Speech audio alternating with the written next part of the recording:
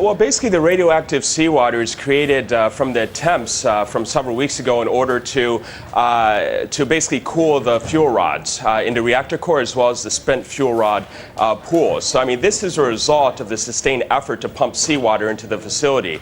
So the contamination has resulted from this basic action. So they're pumping seawater in and then what? They pump it back out again into the sea?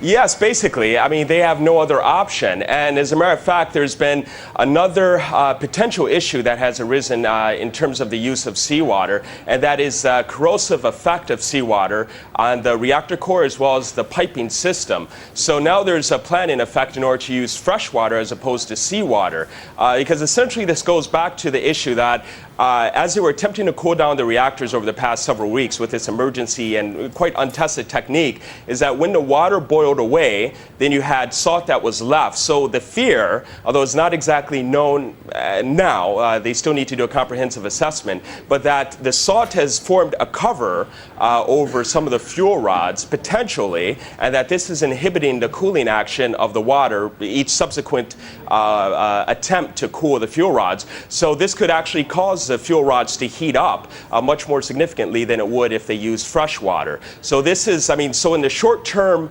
try or attempt in order to cool the fuel rods, they now find that there's a longer term problem with using this technique. And there's still a problem with reactor 3, isn't there? But I think both the core and the spent fuel storage. Yes.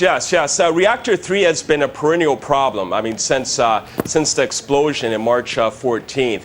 And one of the reasons why is because there's the belief that the containment unit has been breached. Although as of yet, this has not been verified. But basically, there's been extremely high levels of radiation still from reactor 3, even though that there's been a lot of focus on attempting to cool reactor number 3.